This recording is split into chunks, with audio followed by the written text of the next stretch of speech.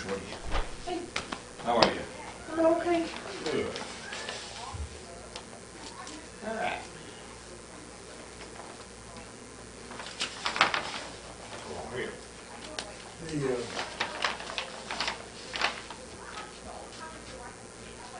Probably when we get ready to leave town, I'm gonna ask the most recent, give you the most recent.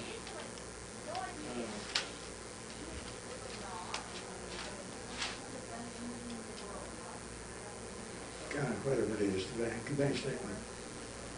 Okay, this is the savings one. Yeah. I have the checking one that I got from Brenda. Okay. All righty. Okay. That looks like that's just all info. It doesn't look like there's any bills.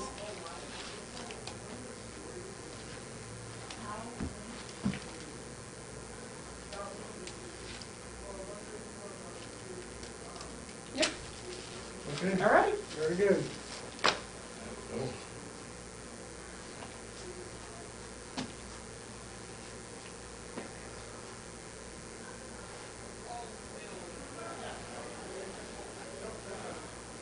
You're not leaving the daughters to cause future problems.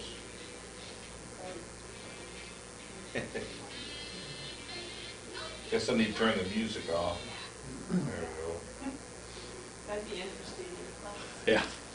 People rocking out to Dell's Bible class. All right, here we go. All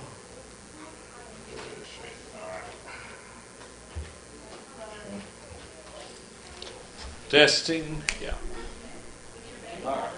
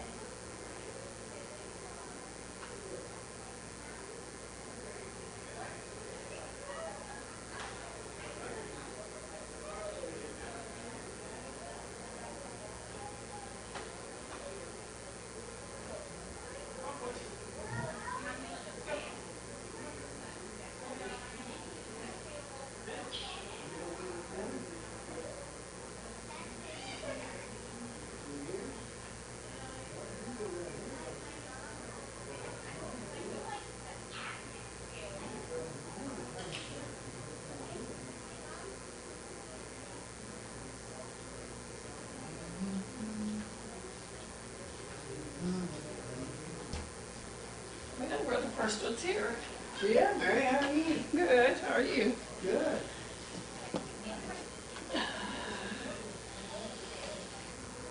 Somebody's been here, I see. Yeah, Donna's been in here.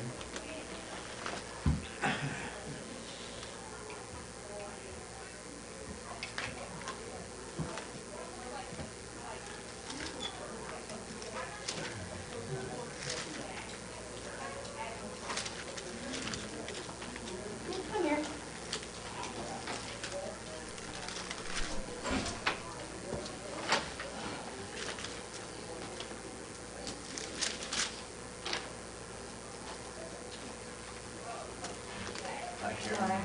Karen, I'm doing fine. Karen, how are you? Hello, Jane. It's so good to see you. Yeah, right here. Yeah. How you doing, buddy? Mary, Pretty good, Gene. She's good. so I can You listening to that girls softball? Get here, let me get the You back listen to seat. the girls softball?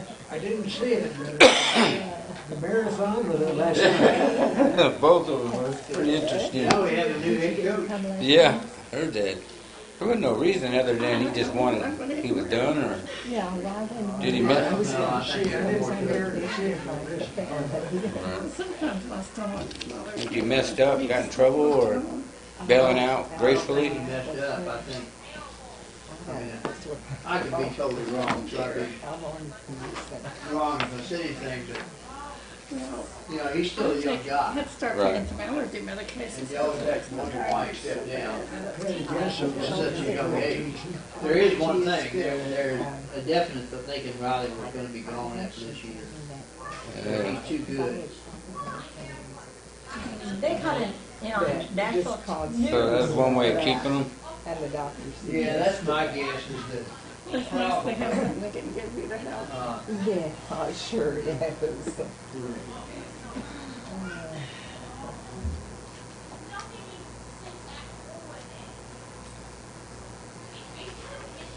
I just think you chose a good year. But early bird class, I have gone. my guess is that they probably bought out Lauren Digger's teaching at the early bird classes starts at 5:15. contract, But so they so can much keep driving, Riley. living over here and driving. I used to live Which on is the kind of other a smart side deal. of the church. Yeah, And it's probably paid off to be an advisor. right. He teaches. Right on Teaches cue. that class on, early class on Wednesday night for years. We missed a bunch of people tonight. And he's such a good teacher, but Maybe they'll be here shortly. most of my friends are going there, but it's just, Yeah, here comes Pat. Okay, yeah. We are at beginning chapter 20 of Genesis tonight.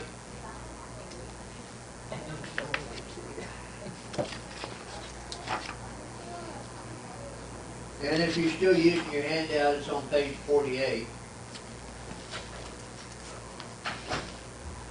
And Victor Askew gave the heading deeds that ought not to be done, so I used the same heading there.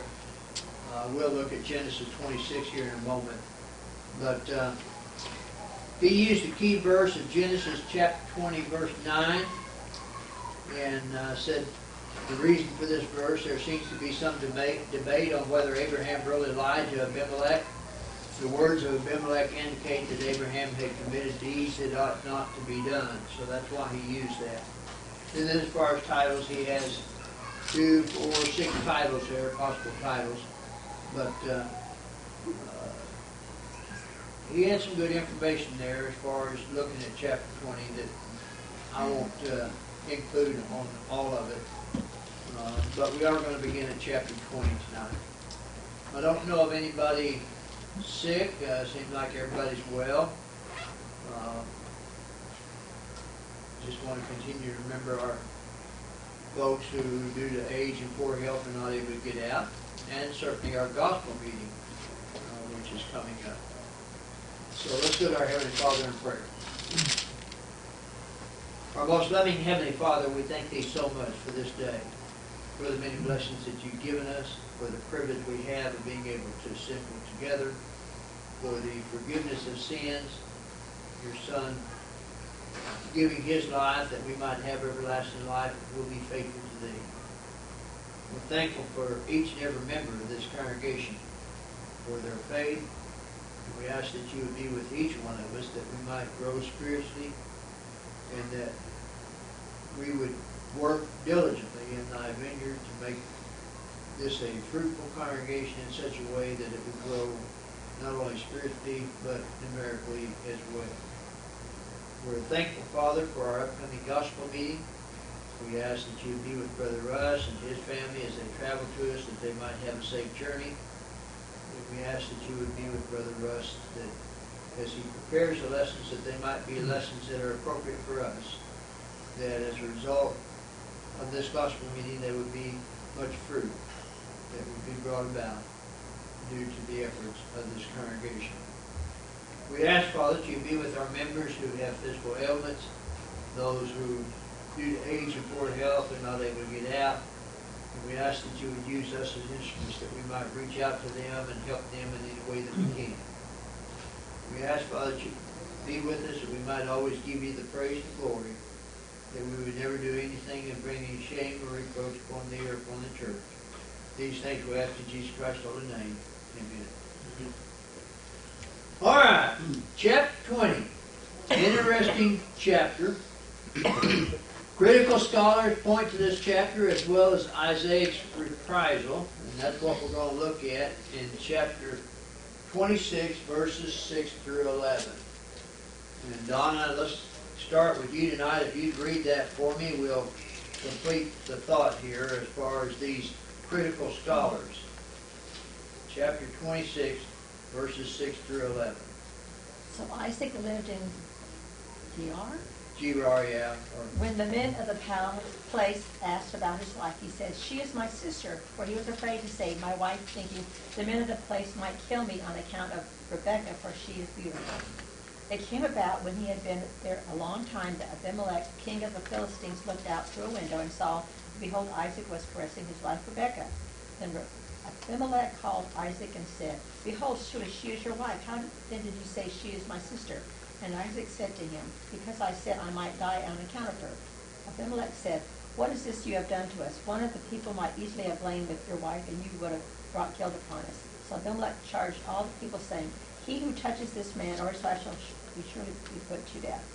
Okay, so we see this in chapter 26, and we see something similar here in chapter 20, because this is Abraham's lapse at Gerar, however you want to say it. So critical scholars point to this chapter, and they point to chapter 26 as evidence that Genesis was composed in a piecemeal fashion, and the same story was somehow placed in the narrative 3 times, though slightly different each time. And so what we'll see over the next few chapters is this thought. But that's critical scholarship. Let us look at what the Scripture has to say. So let's begin at verse 1 and 2. Let's read those 2 verses first. Mary, you had that? Chapter 20? Now Abraham moved on from there into the region of Negev and lived between Kadesh and Shur. For a while he stayed in Gerar, and there Abraham and his wife Sarah said of his wife Sarah, "She is my sister." And then Abimelech, king of Gerar, sent for Sarah and took her. Okay. Now Abraham's done this once before, hasn't he? Yeah. And but this is a different circumstance. So the idea is that men will protect themselves, as I have up there, even if they must deceive to do it. Yes, Isaac. Is it safe to say that back then that it was I wouldn't say custom, but it seems to me like if the king saw what he wanted, he'd take it, and regardless, did he have to kill the husband to make it right to take his wife? You know what I'm saying? What I'm getting at? That was the case. That was why Abram, when he was Abram, and the Pharaoh and everything, that was Abram's mindset, is that if he said that this was his wife, and the Pharaoh certainly wanted that wife, then in order to get that wife, he killed the husband. We saw that similar with David, did we not? Right. Yes. David, looking down, you always had to wonder why Bathsheba was bathing in the open on the rooftop. That was probably custom, but if the king could look over and see her, that's probably why she was called Bathsheba, because she liked to take lots of baths. But Now that's a man's point of view. No, it's really bad. but anyway, That was a really bad joke. But it seems he like had her husband Mhm. sent to the front lines to Yeah. be killed so that he could Take the legally wife. take her. right. And so this was a custom. It was a custom in some instances. So Abram told Sarah, "You tell them you're my sister," which he wasn't lying, because it was a half-truth. She was a Right. half-sister, okay? Now we have here with Abimelech, he's going with the same story here. And part of it is to protect himself. Not having learned from his Egypt experience, he reverts to lying about his relationship with Sarah in this situation. So he is without excuse for acting out of fear rather than faith. Okay? God has pledged that the promised seed will be through Sarah. We saw that in chapter 19. That promise was made, and now Abram, and chapter 18 I believe it was, Abram certainly, when he was told that he would have another child, and that it would be the promised seed, then he was delighted about it. Sarah, on the other hand, we talked about the fact that she laughed. But a bond now even more firm that when they had traveled to Egypt. And so he didn't have this faith that he should have had. And yet, this bond was greater now than it was when they were in Egypt. Okay? So Abimelech is evidently a throne name. And I say that because as Pharaoh was for the Egyptians, there were different men that served as Pharaoh, and possibly different men that served as Abimelech. Abimelech translates, "The king is my father." In a world where the reigning king was believed to be the son of the local deity, it may carry the consolation, "God is my father." So we saw there in verse 2, the latter part says, "And Abimelech, king of Gerar, sent and took Sarah." This does not imply adultery. Okay? You go down to verse 4 of chapter 20. He says, "But Abimelech had not come near her, and he said, Lord, will you slay a righteous nation also?" So Abimelech had not come near her, okay? Though this word is the common one for taking in marriage. It does not necessarily mean that, and here the context demands that it simply means to take into his harem. Okay, and that was often the case. Remember that this is 25 years after the first incident when Sarah is taken because of her beauty. At 90 years of age, and no longer in Egypt, whose women were known for their ugliness. The motive for this attempted marriage, though, is probably different than the previous. At this point, Abraham is extremely wealthy and powerful. And Gerar is hardly the empire that Egypt was when Abraham and his entourage sojourned there. Thus, Abimelech most likely sought to create an alliance with this influential nomad and so increase his following. So there may have been a different reason why Abimelech wanted to take Sarah as his wife than there was when the Pharaoh wanted to take Sarah as his wife, okay? Any comments or questions? All right, look at verse 3. Let's read verse 3, 4, and 5. Karen, would you please? Okay. But God came to Abimelech in a dream of the night, and said to him, Behold, thou art but a dead man, because of the woman whom thou hast taken, for she is a man's wife. Now Abimelech had not come near her, and he said, Lord, wilt thou slay even a righteous nation? Said he not of himself unto me, She is my sister. And she herself said, He is my brother. In the integrity of my heart and the innocency of my hands have I done this. Okay, so, first off, we look at verse 3. And the idea is one is not justified to sin, even if he has deceived into committing sin. Hello, Pat. Hi. It is rare for God to appear to someone who was not among his chosen people. Yet we see here in verse 3 that God came to him, and this is when, and he came to him in a dream, okay? When God does do this, as in this instance, it is a dream of warning. Well, let's look at some examples. If you would, look at Genesis, the 31st chapter, at verse 24. Pat, you had that?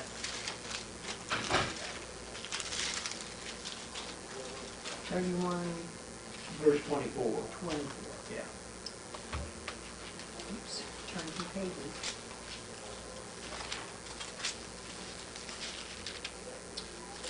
But God had come to Laban the Syrian in a dream by night, and said to him, Be careful that you speak to Jacob neither good nor bad. Okay.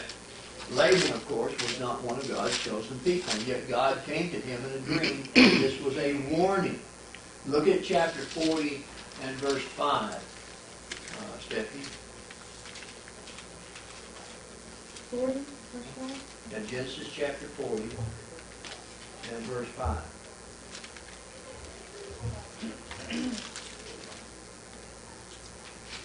Then the butler and the baker of the king of Egypt, who were confined in the prison, had a dream, both of them, each man's dream in one night, and each man's dream with its own interpretation. Okay. Now, it doesn't say specifically that God came to them, but there was this dream, and there was this dream that was a warning. Look at chapter 41 and verse 1. Ron, you had that? Then it came to pass at the end of 2 full years that Pharaoh had a dream. Behold, he stood by the river. Okay. Now here again, Pharaoh had a dream. So God came to him in a dream, warning him. And then we look at Daniel, the 4th chapter, and verse 1. Isaac. Nebuchadnezzar the king, to all the people, nations, and the languages that dwelt in all the land. Nope, I was wrong. Was it? Daniel 4, verse 1. No, 4. 4, verse 1. Daniel 4, verse 1. Daniel. Well, Am I in the right one? Yeah, you're in chapter 4, verse 1. Yeah, that's okay. I just read it then. Peace be multiplied to you. Yeah, that's Yeah, it. go ahead and read it. That's it. Nebuchadnezzar the king, to all the people, nations, and the language that dwell on all the earth, peace be multiplied to you. Okay. And that one was not a warning, and I Okay. may have written down the wrong one. Yeah, it didn't make I thought I was in the wrong spot. That's all right. But the point is that God does not reserve His word for His people, indicates that God's people do not have a monopoly on divine revelation. God desires that all people be saved, and so God's going to do what He can to preserve His greatest creation. And if that comes in a warning, so be it. Were you If wanting the people verse choose 2? not to obey that warning, do what? Were you wanting verse 2 and 3 maybe? I don't know what to say. I thought it good to declare the signs and wonders that the Most High God has worked for me. How great are His signs and how mighty His wonders. His kingdom is an everlasting kingdom, and His dominion is from generation to generation. Who's No, that's speaking? not the verse I wanted, Who was but that's a speaking good there? verse. Because he's just looking at Nebuchadnezzar, his second dream. Well, then that probably was This is it, what because it his was second dream was. Nebuchadnezzar speaking. Yeah, His second okay. dream. That's why I thought maybe you Probably wanted it. that one. But that could have been the verse I was. At least it was looking for. Nebuchadnezzar. Trying to help you out. Anyway, Yeah. I have 1, 2, 3 good ones. Daniel 7 and 1, as Daniel, Is that what I wanted? well, Daniel 7? Daniel had a dream, Yeah, but I was He looking wants at people that were not outside. God's people. not God's. So, yeah, Daniel's dream, yeah. But Nebuchadnezzar. no, the examples I was looking at is people where God came to them in a dream and was warning them. And so I think maybe I wrote down the wrong one on Daniel. I think you just saw a second dream. Perhaps he was so you just testing thought me, maybe that was see if I it. knew what I was doing. Doing. All right, so we read verses 4 and 5 in Genesis chapter 20. And let me put that up here on the screen. The idea, and that's in your handout, is capital letter C on page 48. Sincerity does not justify sin. And the idea is that Abimelech pleads for the well-being of his kingdom. And in this plea, he shows full confidence in God's justice, that He does not punish indiscriminately. So Abimelech rests his defense on his being deceived. And the point is that both parties involved lied to him. Abimelech claims a pure inner motive. He claims that his outward deed was proper, considering what he was told, that Sarah was his sister. Okay? Any comments through verse 5? Well, look at verses 6 and 7 then. Let's see, Donna, we're back to you, I guess. Then God said to him in the dream, Yes, I know that in the integrity of your heart you have done this, and I have also kept you from sinning against me, therefore I did not let you touch her. Now therefore restore the man's wife, for he is a prophet, and he will pray for you, and you will live. But if you do not restore her, know that you shall surely die, you and all who are yours. So God confirms Abimelech's inward innocence then, doesn't he? But he stops short of saying that his deed was pure. In other words, the point that God is making is ignorance does not excuse sin. Interestingly, though, God says to Abimelech that adultery would have been a sin against God, not against the husband. Let's go and look at a couple of verses. Look at Genesis chapter 26 and verse 10. Mary, you have that?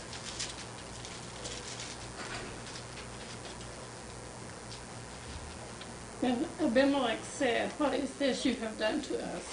One of the men might well have slept with your wife, and you would have brought guilt upon us." Okay, so Abimelech's learning from this first incident here. He's learning a little bit. Let's go to Genesis 39 and verse 9. I think, too, it tells us that Abimelech knew about God. Yes, He knew his power. yes, that is very true. Karen, Genesis 39 verse 9. He is not greater in this house than I, neither hath he kept back anything from me, but thee, because thou art his wife. How then can I do this great wickedness and sin against God? Now in this case, this is the man of God, Joseph here, and Joseph was tempted, and Joseph recognized that he cannot do these things, obviously, that it would be a sin against God. God's prevention of adultery on this occasion, though, with Abimelech, was primarily concerned with the immediately preceding promise of Isaac's birth. On the brink of Isaac's birth story, here is the very promise put in jeopardy, traded away for personal safety. And I say personal safety because remember, Abraham's doing this for his safety, okay? Doesn't make it right, but evidently there is something different about Abimelech than his contemporaries. Mary already alluded to that, his efforts to make restitution. Look at Genesis chapter 20, and we're jumping ahead a little bit, but let's read verses 14 through 16. Genesis 20, verses 14 through 16. Pat, you want to read that for me, please? Then Abimelech took sheep, oxen, and male and female servants, and gave them to Abraham, and he restored Sarah his wife to him. And Abimelech said, See, my land is before you, dwell where it pleases you. Then he said, Behold, I have given your brother 1,000 pieces of silver. Indeed, this vindicates you before all who are with you and before everybody. Thus she was rebuked. To 17? No, Is just that through it? 16. So, it seems to indicate that Abimelech is trying to make restitution here, as does God's statement to him in verse 4. Go back and look at verse 4 again. Here in verse 4 he says, But Abimelech had not come near her, and he said, Lord, will you slay a righteous nation also? This goes back to what Mary was saying. Abimelech is claiming this to be a righteous nation, clearly implying that he understands the honor and sanctity of marriage. And so here in verses 14 through 16, he's trying to make restitution. Abimelech has been spared because of his inward innocence. But now he has the responsibility to act on his full knowledge of the situation and return to Abraham, his wife. This is the first use of prophet in the Bible. And the idea is the role of the prophet here is that of intercessor. He will pray for you. And then you saw that phrase, and you shall live. This refers to physical life, but it may also extend to include the healing which the prayer will bring. Look at verses 17 and 18 of Genesis chapter 20. Oh, maybe I didn't put those up there. I didn't. I'm sorry. So, Stephanie, read verses 17 and 18 of Genesis chapter 20. So Abraham prayed to God, and God healed Abimelech and his wife and his female servants. Then they bore children. For the Lord had closed up all the wounds of the house of Abimelech because of Sarah, Abraham's wife. Okay. So, what you see here then is this idea, because God had closed the wombs of the women, the line of Abimelech would eventually pass away. Even if God did not kill him on the spot, he would have no progeny and would thus die. I've been looking at a lesson, what would you like your legacy to be like when you leave this earth? And this is kind of what would happen with Abimelech. He would have no legacy. His progeny would die. There'd be nothing. And you saw that statement, you shall surely die. This shows God's abhorrence of the crime of adultery and his indignation against those who commit such a sin. Adultery is a sin which exposes all who commit it to the wrath of God, both in this world and in the world to come.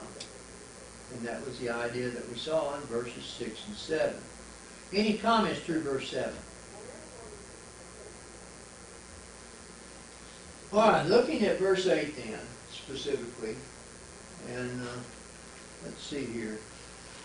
See if I want you read a little bit more there, Ron. If you would, read. Yeah, why don't you read verses 8 through 10? 8 through 10 of Yes, Genesis 20. Yes, in chapter 20. So Abimelech rose early in the morning, called all his servants, and told all these things in their hearing, and the men were very much afraid. And Abimelech called Abraham and said to him, What have you done to us? How have I offended you that you have brought on me and on my kingdom a great sin? You've done deeds to me that ought not to be done.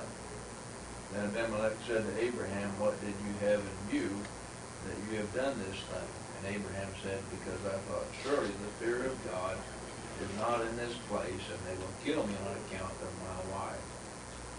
Okay. So the first thing we see in verse 8, Abimelech immediately obeys. Further, he shows great humility in telling his servants when he could have done this quietly and avoided the embarrassment. Verses 9 and 10 then, Abimelech said, You have done deeds to me that ought not to be done. So, the idea is the friend of God is again being reprimanded by a pagan king. Though at least this pagan king, Abimelech, is a righteous one. Abimelech lays full blame, though, for this situation at Abraham's feet. And his speeches mix moral indignation with a sense of shock. And Abraham's lame replies tend to increase our sympathy for Abimelech here. The questions make it clear that Abraham had only asked himself, what will this do for me? The whole reason Abraham did this, you remember, is out of fear of death. So what will this do for me? Or what will it do to them? Or what do they deserve, and what are the facts? Abraham says nothing, though, which must be interpreted as an admission of guilt. But Abimelech, wanting more than a silent admission, repeats his question. We see this in verse 9 and 10 again when he makes this comment. First in verse 9, what have you done to us? And then you see it again in verse 10. What did you have in view that you have done this thing? So the question is repeated again. So Abraham's trouble began when he based his action as an unsubstantiated supposition. Yes, John? He must have had some doubt in God, too, because God had already told him that his heir would be from Sarah. Well, that's and what... he hasn't got that heir yet, so therefore he wouldn't be killed by Abimelech. So he must have had some doubt about God. God's And promise. we kind of alluded to that before you got here and everything, because we were comparing his sin or what he did with Pharaoh when he told Sarah to tell him that you're my sister there. And now he's been told about the promised seed, so he should have had a stronger faith, but he still had that fear for his own life. He didn't have a strong enough faith in God, so you're exactly right. You bet his faith was counted for righteousness. Yeah. I think he gained faith later. Well, yeah, that's Two true. more. He did gain Work faith process. later. Yeah. All right, so, Oh, perfect. do what? I'm just saying, he wasn't perfect. He did have flaws, Abraham. And then- Well, go ahead. well, I just feel, as we well know as the story unfolds, that he is known to God for his righteousness, and his faith is counted as righteousness. But I guess you don't get that right out the gate. I guess you got to learn it. You got to live it. That's just what I get out of it. And that's kind of the idea. We're all growing and everything. Yeah. Abraham's growing here as well. But Abraham, don't forget the fact that Abraham had a strong enough faith that when God told him to pick up and leave his family and everything back in the old country and move to a land that I will tell you later on, he had strong faith, but he was also human. Yeah. And sometimes humans will make mistakes. John, you had another comment? Well, you said something about whatever his name is. Abimelech? Yeah, being a pagan king. How do we know he's pagan at this time? She went to Jew. Oh, I see what you mean. Kind of. He had to have known something about God in order to have been affected by what God told him. Right. So he had to be somewhat of a believer, or else he wouldn't have told Abraham, you brought this great sin upon me and my country. I think he knew enough to be afraid. He knew, and there was other countries that worshiped God besides Abraham. Yeah. Well, he knew about the power of God. He may have not worshipped God the way Abraham did, but he may have worshipped God. But keep in mind, God had no kings. There were no kings appointed for God's children at this point. No, not for God's children. Yeah. And Abraham was a king, as we saw in the first few verses. Abraham knew enough about God, though, that Abimelech. Abimelech, I'm sorry, thank you, that he at least asked God, would you destroy a righteous nation? So, for the most part, this nation was a good nation. But as I mentioned early on, keep in mind, he's the king of Gerar, and the name Abimelech may be a general name for anyone who served as king over that nation, just as Pharaoh was a general name for anyone who served over Egypt. The Pharaoh would have had a different name, but they were the Pharaoh. Don't know that for a fact, but that's some of the suggestions. Is this the second time he's done this? Mm-hmm. That Abraham has done this? Yes. Yes, he did it with Pharaoh in Egypt. And now he's doing it with Abimelech. And Isaac does it. His son does it And too. Isaac, we looked at chapter 26. Yeah. Isaac did it to Abimelech as well. And Abimelech responded in a different way then than he's responding now. So, and we'll look at that. That's what I said. They're human. These next few chapters, the critics would suggest that it's the same story, just told three different ways. And but I would disagree with that. It may be a like lie, but it's not told three different ways. It's not the same story. It's different situations. But when it come down to children of Israel, Pharaoh didn't have the fear of God. That's true. That's true. All right, so as I mentioned, Abraham's trouble began when he based his action on an unsubstantiated supposition. His assumption was that the fear of God was lost here, as it was in the rest of Canaan, where he sojourned. And you see that statement there where it says, but indeed she is truly my sister. As we mentioned way back there when this situation with Pharaoh took place, that Sarah was indeed his half-sister, so it was only a half lie. But his lie was not excused because it was based on the truth. Abraham probably hoped that his rights as a brother would prevent any suitors. As it failed in Egypt, it did so here as well. It is also worth noting, again, that we must not use instances like this to make a blanket statement that all half-truths are lies. Indeed, all half-truths used to deceive are lies for that matter. Full truth used to deceive are also lies. Okay? It is the motive of the speaker which makes the half-truth a lie. And in this case, Abraham had the wrong motive. So we see that statement, when God caused me to wonder.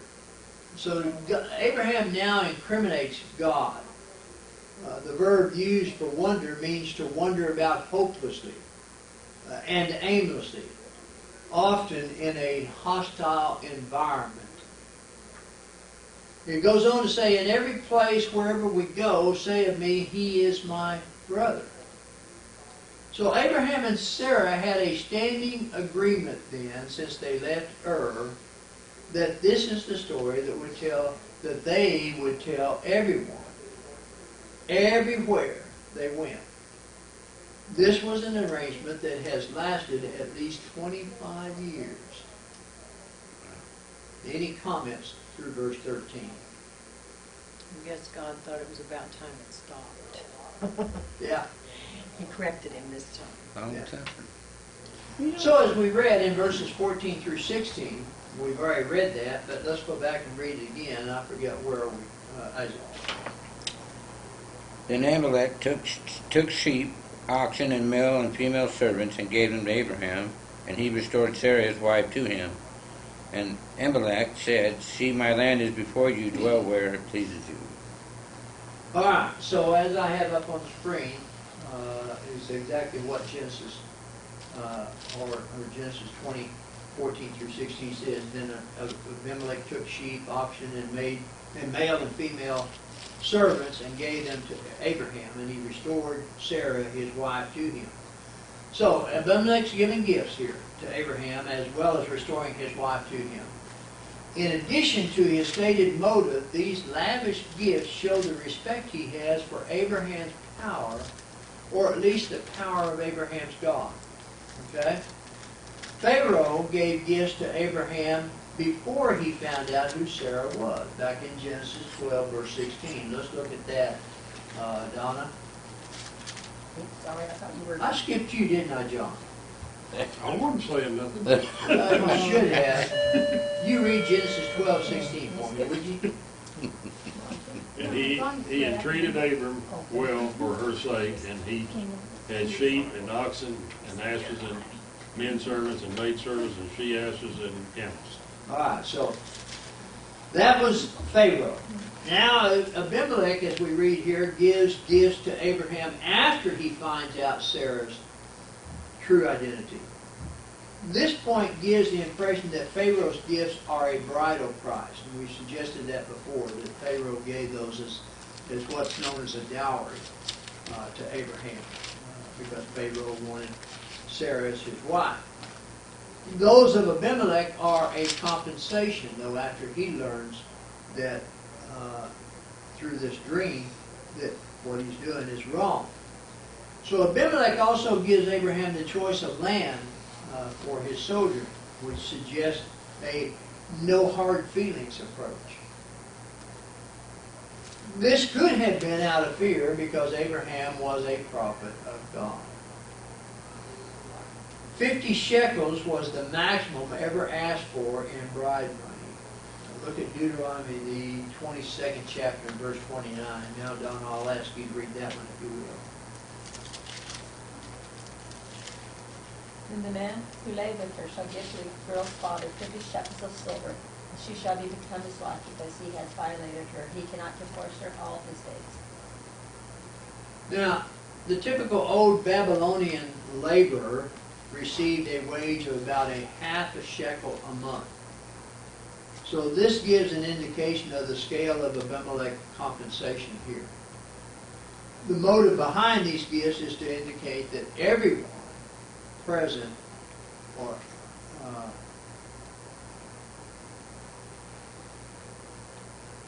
sees Sarah's innocence. Okay? Any comments through verse 16? All right, verses 17 and 18. Mary, read that for me, please. Then Abraham prayed to God, and God healed Abimelech, his wife, and his slave girls so they could have children. For the Lord had closed up every womb in Abimelech's household because of Sarah's wife. Oh, Abram's wife, Sarah. Yeah. So, in offering the compensation, Abimelech owned his error. Okay? In accepting the gift, Abraham acknowledged the matter as settled. Then Abraham's intercession means Abimelech shall live. Go back to verse 7, if you will, where it says, Now therefore restore the man's wife, for he is a prophet, and he will pray for you, and you shall live. All right?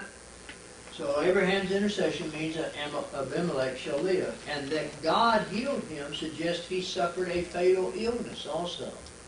Or perhaps a better understanding of the context of the barren women is that God struck the people with an epidemic of sexual impotence. Whatever it was almost certainly prevented him from approaching Sarah. Going back to verse 4 where he said, I did not touch her. The irony of this is that Abraham can pray. As a result, barren Philistine women are able to conceive. Yet his own wife has not been able to become pregnant. That's the irony of it. So when Sarah is among them, they become barren. When she leaves, wombs are open, but she remains barren. Yes, John? Not very long after that. Well, that's true. That's true. But right now, she still remains barren. Now, there was within a year of the time that they came to Abraham, Yeah. that Solomon born. Yeah. Every day seems like a long time to her, though. Exactly. When you look at her age at this point. Okay? So her barrenness is fitting when you think about it. Abraham and Sarah claimed a brother-sister relationship, which is a non-sexual relationship. They got the results of such a relationship in this situation. Okay? So in Abraham's failure, there are many lessons to learn. First, half-truths are lies. Anytime we practice deception, even if we are telling the complete truth, if our intention is to deceive, we have lied. Secondly, ignorance does not justify sin. This is expressly apparent in that Abimelech and Pharaoh are both punished for what they did, though they were not aware of the sin. Thirdly, God makes this clear to Abimelech in their dialogue, going back to verses 5 and 6. Fourth, Abimelech points to the integrity of his heart and the innocence of his hands. And fifth, your lie can cause someone else to sin. The only things worse than separating ourselves from God by sinning is when our sin takes someone else down with us. How was Abraham punished? Do what? How was Abraham punished? He wasn't, well, I would say this. My idea of how he was punished was the fact that Sarah remained barren. That's what I think. The wombs were open of the Philistines. the Philistines, the nation here, the pagan nation, but Sarah remained barren. She was that way before. She was that way before. But, I mean, if you were Abraham and you saw that here's a pagan nation that suddenly they're able to have children upon the prayer that was offered and Sarah's still barren, you would know It's unsettling. It is unsettling. Yeah. John? In the close proximity of the time that he was told within a year, all this has took place. That means there must have been 3 to 4 months time passed. Sarah became pregnant about the same time that the Philistines did. She had to have had Isaac in the time limit that she had him. The scripture tells us that Sarah remained barren, though. remained barren, though, but she didn't remain barren very long. Well, then we'll talk about Because that Isaac was born within a year. when we get to chapter Huh? 21 and further, we'll talk about it. He's still born within a year. Slow down. Just takes 9 months. So stay tuned for the next section. You're Now, right, but we're right too. right, next Wednesday night will be in the auditorium, okay? So we'll take this up 2 weeks before. Oh, that's a long time. Oh, please don't God will forget, find us.